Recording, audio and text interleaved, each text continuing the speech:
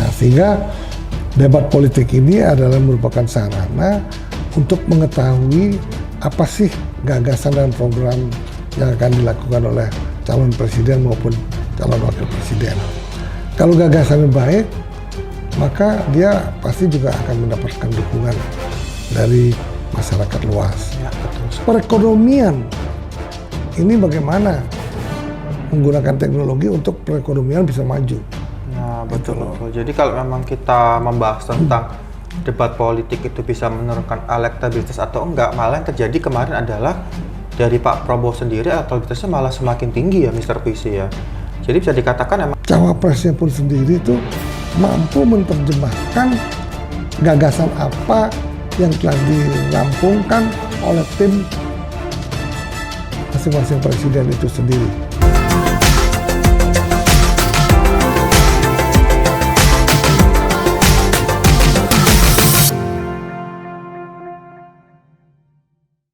Halo Sobat Mr. Puisi, kembali lagi bersama saya Rudy di channel kesayangan kita, apalagi kalau bukan Mr. Puisi Live. Ya, pada hari ini kita akan membahas lagi tentang politik dan saya nggak sendirian, ditemani oleh siapa lagi kalau bukan Mr. Puisi. Tepuk tangan untuk Mr. Puisi teman-teman. Ya, Mr. Puisi, pada hari ini kita akan membahas tentang debat yang udah dilaksanakan pada Capres ya, calon presiden kita yang kemarin dilaksanakan pertama kali. Nah, kira-kira dari debat politik ini bisa turunkan elektabilitas tidak? Nah, itu yang menjadi judul kita sore ini dan kita akan membahas dengan Mr. Puisi. Bagaimana Mr. Puisi kabarnya hari ini? Kabarnya baik-baik saja. Tetap kita memantau debat politik, baik debat politik calon presiden maupun calon presiden. Tentunya kenapa kita harus pantau, kita harus juga bisa menginformasikan secara baik ya, betul. Dan jujur siapa sih yang terbaik, calon presiden yang terbaik pada saat debat, calon wakil presiden yang juga bagus pada saat melakukan debat politik. Nah, itu kan kita harus informasikan kepada masyarakat berikutnya sehingga nantinya masyarakat bisa menilai siapa sih yang paling hebat dalam melaksanakan debat politik.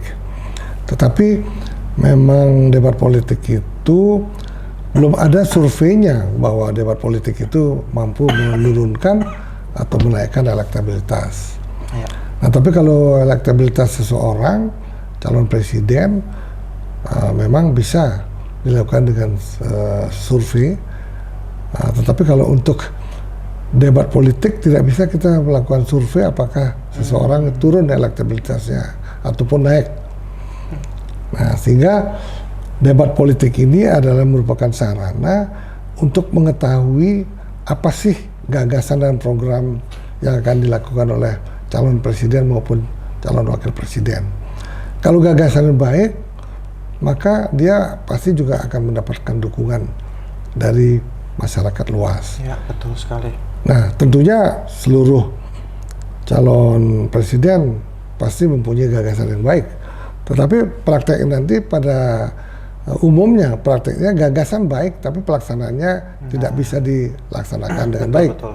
Nah, itu makanya sebaiknya memang masyarakat menilai bukan hanya dari gagasan, jangan mulai dari permainan kata-kata, lip service untuk masyarakat, tetapi harus dinilai dari karakter calon presiden maupun calon wakil presiden itu sendiri.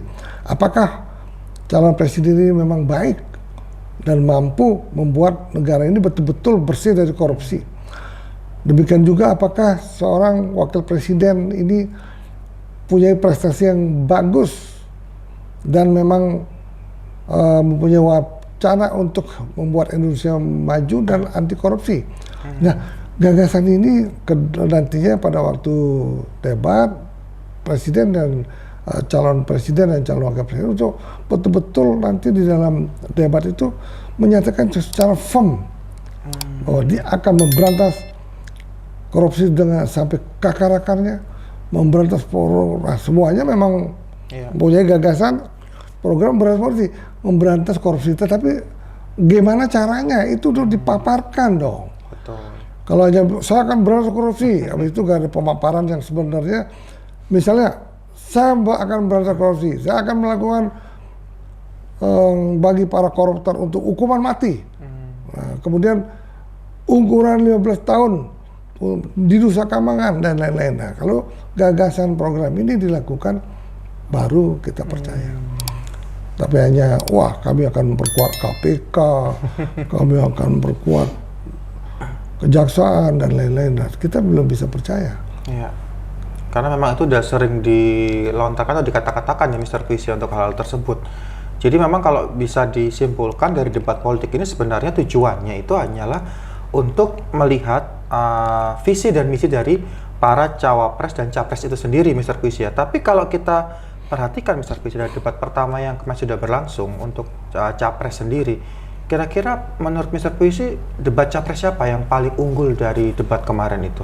Kemarin banyak orang menginformasikan memang karena Pak Anies pintar membuat pertanyaan, pintar membuat kata-kata, pintar membuat jawaban-jawaban. Banyak yang mengatakan bahwa Pak Anies paling baik pada saat debat pertama. Tetapi debat ini dia paling baik kan tidak juga menaikkan elektabilitas Pak Anies. Betul. Justru yang naik elektabilitas Pak Prabowo. Sedangkan Pak Prabowo debat itu apa adanya, sedikit ada gimmick-gimmick gemoynya, ada sedikit-sedikit emosi dikit-dikit. Nah, tetapi nyatanya elektabilitas Pak Prabowo setelah debat malah naik terus dan memungkinkan untuk menangkan satu putaran. Nah, jadi jangan berharap 100% bahwa debat politik ini mampu memenangkan pemilihan presiden 2024. Betul, karena ya dilihat lagi karena masyarakatmu sekarang udah mulai pintar meskipun tidak mungkin hanya bisa percaya dengan janji atau kata-kata seperti itu Mr. Puisi ya. Tapi kalau memang kemarin bisa dikatakan dari debat pertama kemarin Pak Anies lebih unggul nih dibanding capres yang lainnya. Tapi kalau yang menurut Mr. Puisi sendiri kurang mendapatkan simpatik dari masyarakat, dari sisi siapa ini Mr. Puisi kemarin? Sebetulnya masyarakat semua mendapatkan simpati dari masyarakat. Tetapi kalau ini kan debat politik ini tidak bisa kita adu untuk menaikkan elektabilitas. Betul. Ya, jadi yang penting bagaimana kinerja daripada calon presiden, calon wakil presiden ke masyarakat luas. Nah, kinerjanya itu ataupun program itu masuk akal nggak? Misalnya seperti Caimin membuat program bahwa akan mendapatkan bensin gratis. Waduh. Itu kan, itu kayaknya nggak mungkin. Nggak mungkin dan sangat besar sekali. Betul. Ya kan? Nah, inilah akhirnya kan nggak jadi. Nah, itu jadi programnya Caimin ini nggak firm gitu loh. Betul. Tapi kalau program Pak Prabowo kan firm. Ingin bagikan susu gratis, makan gratis buat anak-anak. Susu untuk ibu hamil dengan kurang lebih 1 hari 1 triliun. Itu udah firm. Jadi bagaimana cara mereka mendapatkan dana? Ya mereka akan godong dan rasanya sih mampu apabila memang disisihkan misalnya dari hilirisasi, misalnya dari ekspor, mungkin dari program yang tadinya terlalu gemuk, dirampingkan dikit, akhirnya mendapat dana untuk program susu gratis dan makan gratis. Nah, tetapi kembali lagi, bagaimana cara mengontrolnya? Nah, itu yang harus didebatkan nanti oleh cawapresnya masing-masing. Betul. Apalagi dalam debat cawapres itu ada yang akan dibahas masalah teknologi. Malah digitalisasi. Bagaimana perekonomian secara digital. Nah, secara marketing kan udah biasa memasarkan secara marketing, secara digital. Sekarang perekonomian ini bagaimana menggunakan teknologi untuk perekonomian bisa maju. Nah, betul. Jadi kalau memang kita membahas tentang debat politik itu bisa menurunkan elektabilitas atau enggak, malah yang terjadi kemarin adalah dari Pak Prabowo sendiri elektabilitasnya malah semakin tinggi ya Mr. Puisi ya. Jadi bisa dikatakan memang kita tidak bisa mengambil kesimpulan atau tidak bisa mengukur dari debat politik itu untuk menaik turunkan elektabilitas. Jadi itu kembali lagi kepada masyarakat, di mana masyarakat mungkin akan menilai dari apa yang dibicarakan oleh para capres dan cawapres tersebut dengan gagasan dan program-programnya. Seperti itu Mr. Puisi ya.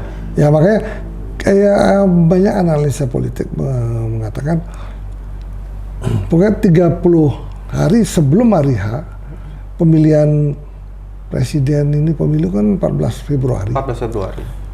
Tapi kalau 14 Januari. Elektabilitasnya masing-masing capres itu misalnya sudah 40%, kemungkinan setelah itu naik turunnya sangat kecil sekali. Tidak bisa langsung turun drastis, naik drastis. Nah, siapapun yang mendapatkan elektabilitas 51% pada saat 14 Januari, dia pasti menangkan satu putaran. Itu kuncinya di sana. Berarti untuk saat ini bisa dikatakan sekarang para capres dan cawapres kita ini mungkin lagi berlomba-lomba untuk mendapatkan elektabilitas di 51% itu ya Mr. Puisi ya? Ya sekarang semuanya menginginkan satu putaran. Betul. Nggak rasional gitu. Ya. Yang rasional mungkin Pak Prabowo. Karena kan udah jelas di antara tiga paslon ini elektabilitas Pak Prabowo paling tinggi, sempat sampai 42%. Iya, betul.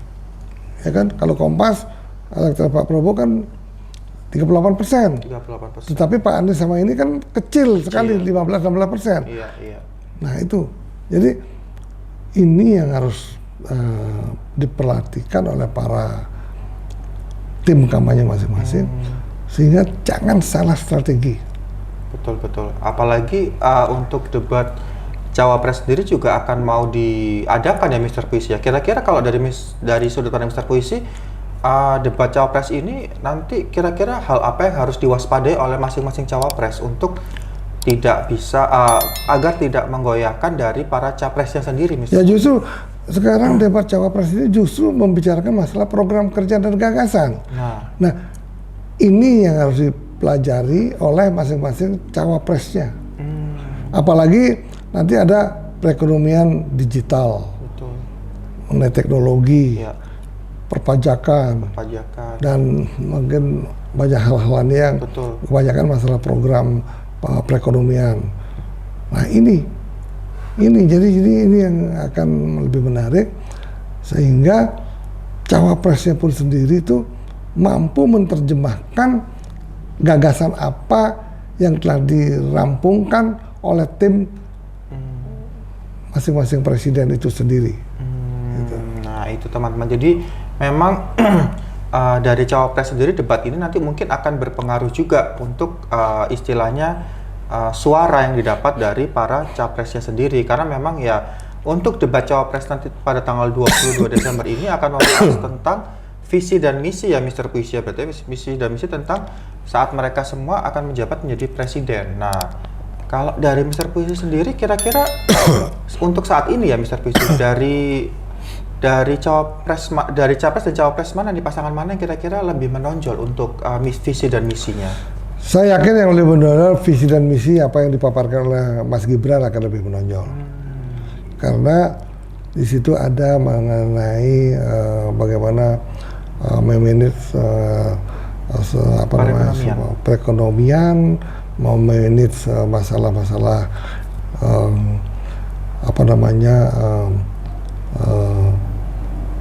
ini ya sebuah provinsi ataupun kabupaten. Ya. Nah itu kan yang belum pernah dilakukan oleh Pak Amin sama Pak Mahfud. Yang udah melakukan kan Mas Gibran. Betul. Nah di sini nanti akan ramai sekali Dan tapi kalau seorang senior kayak Pak Mahfud, Caimin itu kan pertanyaan apa aja dia bisa Masuk, belok-belokkan dan bisa jangan-jangan pertanyaan itu malah bisa membuat orang humor bisa ketawa. Yang tadinya dia nggak bisa jawab dibelokkan ke kiri kanan jadi kelihatan hebat. Nah tapi kalau Gibran kalau dia nggak bisa jawab benar-benar telak nggak bisa jawab. Iya, iya. Karena memang kalau kita perhatikan Mas Gibran sendiri tipe orangnya sedikit bicara ya Mr. Visi dan apa adanya ya. Ya. Jadi kalau kita bahas lagi Mr. Visi tentang elektabilitas dari para capres dan cawapres itu sendiri, kira-kira hal apa yang paling bisa mempengaruhi elektabilitas tadi? Kalau kita sebutkan kan debat ini tidak mempengaruhi sebenarnya, tidak bisa jadi tolak ukur. Ya waktu debat itu jangan emosi, apa adanya, menjawab sesuai dengan apa yang diprogramkan, memberikan informasi yang benar, apa visi misinya secara sistematis, kemudian menjawab apa adanya. Kalau memang tidak tahu ya kita jawab bahwa hal ini belum banyak kita tahu. Nanti staf ahli kami akan kalau ada masalah ini akan melakukan ataupun mengerjakan masalah-masalah ini, ya itu aja. Jadi kalau misalnya kita nggak tahu jangan diem gitu kok, wah seperti KO nanti gitu. Ya, ya apa adanya, santai aja, jawab aja seadanya. Tapi yang jelas jawabannya harus rasional. Apa yang terjadi ya kita harus jawab secara lugas. Mungkin jawaban yang terbaik adalah jawaban yang informatif sifatnya dan bisa dimengerti oleh masyarakat. Waduh, tepuk tangan untuk Mr. Puisi teman-teman. Dan terima kasih juga untuk Mr. Puisi yang udah bergabung dengan kami. Dan buat teman-teman, jangan lupa untuk selalu mengikuti channel kami. Jangan lupa untuk di like, comment, share, dan subscribe. Dan jangan lupa juga untuk follow IG Mr. Puisi di bawah ini karena kita akan memberikan berita-berita yang lebih seru lagi. Dan untuk teman-teman, sampai jumpa. Bye-bye.